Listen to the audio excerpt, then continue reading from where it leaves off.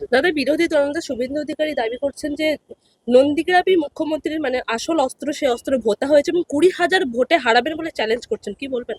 উনি নন্দীগ্রামে দাঁড়াবেন কিনা আগে সেটা দেখুন, 1 নম্বর। 2 নম্বর, ভোটে হার জিত সবই আছে, সেটাকে মেনে নেওয়া খুব জরুরি। আসলে আপকিবার দোসোপার হয়নি।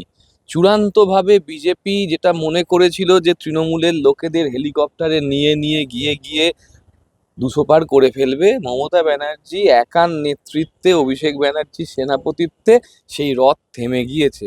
এবং শুধু থামেনি, তারপরে বিজেপির ভাঙন চূড়ান্তভাবে ধরা পড়ছে। সেই জন্য আজকে যারা কমিউনিস্ট হিন্দু তাদেরকে ডাকতে হচ্ছে মিঠুনদার মাধ্যমে, যারা ভালো কংগ্রেসি তাদেরকে ডাকতে হচ্ছে সুকান্ত মজুমদারের মাধ্যমে।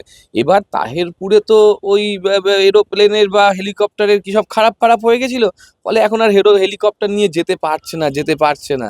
তাই বিভিন্ন জায়গা থেকে কাঁড়িয়ে কাঁড়িয়ে কুঁচিয়ে কুঁচিয়ে লোক ঘোরার চেষ্টা করছে। নন্দীগ্রাম হোক, ভবানীপুর হোক, বা যেখানে খুশি হোক, মমতা ব্যানার্জি আজও যেখান থেকে দাঁড়াবেন সেখান থেকে ভোটের লাইন শুরু হবে। তৃণমূল কংগ্রেস আবার 250-এর কাছে আসন নিয়ে জিতে আসবে। বিজেপির সমাপতন শুরু হয়েছে, এবং সেই শুরুটার সব থেকে বড় উদাহরণ বিজেপির যে পট পরিবর্তন, এবং সেখানে বিভিন্নভাবে তাদের যে গরুর গোয়াল, সেই গোয়ালে গুঁতোগুতি। বিজেপি যুব মোর্চা তারা বলছে যে 10 লক্ষ যুবকের সাইন করাবে এবং মুখ্যমন্ত্রীর পদত্যাগ চেয়ে নবান্নকে চিঠি লিখবে। তাই এগুলো ওখানে না করে রাজ্যপালকে দিতে বলতে পারেন। রাজ্যপালকে পদ্ধতিও জানে না। বেসিক যে পদ্ধতি, সাংবিধানিক পদ্ধতি, যে মুখ্যমন্ত্রীর নিজের পদত্যাগ নিজে করতে পারে, অথবা এই পদত্যাগের কারণ কি, রাজ্য অচলাবস্থা হচ্ছে, শাসনতান্ত্রিক অচলাবস্থা হচ্ছে, গিয়ে রাজ্যপালকে বলতে পারে। মানে ভোটে তো কোনো মতে হারাতে পারছে না, হিংসাটা চূড়ান্তভাবে তৈরি করার চেষ্টা করছে, হিন্দু মুসলিম বিভাজন চূড়ান্তভাবে করার চেষ্টা করছে, নির্বাচন কমিশনকে নির্লজ্জভাবে ব্যবহার করছে, ইডি কে একদম নির্লজ্জভাবে ব্যবহার করছে, সিবিআই কে নির্লজ্জভাবে ব্যবহার করছে। তারপরেও 10 লক্ষ সাইন যদি ওরা করতে পারে, আমি 10 লক্ষ বলবো না, 5 লক্ষ সাইন করে দিক, 5 লক্ষ সাইন করে দিক। যুবকরা 5 লক্ষ সাইন করে পাঠাক, চ্যালেঞ্জ করলাম। এই 5 লক্ষ সাইন আগে জোগাড় করে দেখাক। কিন্তু মাথায় রাখতে হবে যে ওরা ছাত্র দলকে নিয়ে চলে, যে ছাত্র দল সকল নিরপেক্ষ, কিন্তু বিজেপি টাকা দেয়। ওরা আসলে পিছন থেকে ছুরি মারার দল। ওরা পশ্চিমবঙ্গে এই বিভাজনের রাজনীতি করে যে জায়গাটায় নিয়ে যেতে চাইছে, তার থেকে বড় আর ক্ষতির জায়গা হতে পারে না। সেগুলো যে কেউ গুজরাটে গেলে দেখতে পাবে যে 70 মিনিটও একটা ট্যাঙ্ক টিকলো না, 70 কোটি টাকার ট্যাঙ্ক, যেটা জল ভরা মাত্র ভেঙে গেল। ফলে 11 বছরের শিশু, তাকে ধর্ষণ করে ফেলে দেওয়া হচ্ছে, সেখানে তাদের প্রতিবাদ নেই। ওদের লোক কোথায়? শুভেন্দু অধিকারী কার লোক ছিল?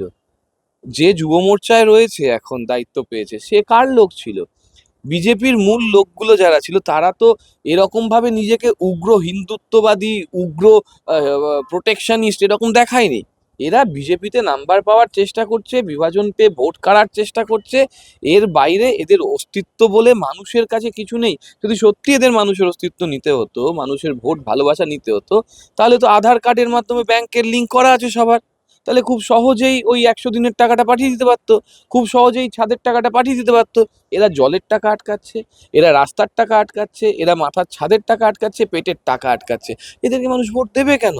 বাকি এরা হচ্ছে ভ্যানিটি ভ্যান নিয়ে চলা পার্টি। এদের কাছে প্রচুর টাকা আছে, যে টাকাগুলো ওরা ভোট কিনতে কাজে লাগানোর চেষ্টা করে, যে টাকাগুলো ওরা দলবদলু নেতাদের যে দুর্নীতি সেটা ঢাকতে সাহায্য করে। যাকে চোর বলেছিল, সব থেকে বেশি চোর বলেছিল, তাকে তো নিজের দলে নিয়েছে, তাকে তো নিজের দলে নিয়ে বিরোধী দলনেতা করেছে। তাহলে কোনটা সত্যি? চুরিটা সত্যি, নাকি দল বদলুটা সত্যি, নাকি বিজেপি যে ওয়াশিং মেশিন সেটা সত্যি? যদি আপনি পার্টি উইথ দ্য ডিফারেন্সই হন, লজিকের কথা যদি বলেন, তাহলে তো আপনি সেই আইডিওলজির কনটেক্সটে ভাবছেন যেখানে আপনি বলছেন আমি সব থেকে আলাদা রকম ভাবছি। তাহলে যাকে আপনি নিজে চোর বলেছেন, তাকে নিয়ে বিরোধী দলনেতা করে নিলেন। এবার তারপর কি বলছেন যে আমাদের দলে আসার পরে তো আর চুরি করেনি। তাই যদি সত্যি হয়, 21 সালের পরে তো আর তৃণমূলের বিরুদ্ধে দুর্নীতির অভিযোগ হয়নি। তাহলে তোমাদের 5 লক্ষ সাইনের কি অসুবিধা আছে? আর 21 সালের আগের যে দুর্নীতির কনটেক্সটে, সেখানেই তো জড়িয়ে রয়েছে শুভেন্দু অধিকারী। তাহলে ওর দলে আসার পরে যদি চুরি না করে থাকে, আর ২১ সালের পরে তৃণমূলের বিরুদ্ধে যদি চোরের বা দুর্নীতির অভিযোগ না থেকে থাকে, তাহলে মূল চোরটা কে? দুয়ে দুয়ে চার করলে শুভেন্দু অধিকারী হচ্ছে। তাহলে শুভেন্দু অধিকারী যদি মূল চোর হয়, তাই জন্যই কি আপনি এখনো অবধি তৃণমূলের বিরুদ্ধে কোনো সাজা নিতে পারছেন না? সেটা তো আমরা জানি না। কারণ ২১ সালের পরে এত তদন্ত হলো, এত তালাশ হলো, এত টাকা নাকি কোথা কোথা থেকে বেরিয়ে গেল, তারপরেও কারুর বিরুদ্ধে শাস্তি ঘোষণা হচ্ছে না, কারোর বিরুদ্ধে প্রকৃত চার্জশিট দেওয়া যাচ্ছে না। তার মানে খুব পরিষ্কার বোঝা যাচ্ছে যে কিছু, ওই বোরা বলছে না যে ওই মাথা অবধি যেতে হবে, কেঁচো ঘুরতে কেউটে বেরিয়ে পড়বে, এইসব বলছে না, ওটা আসলে শুভেন্দু অধিকারী।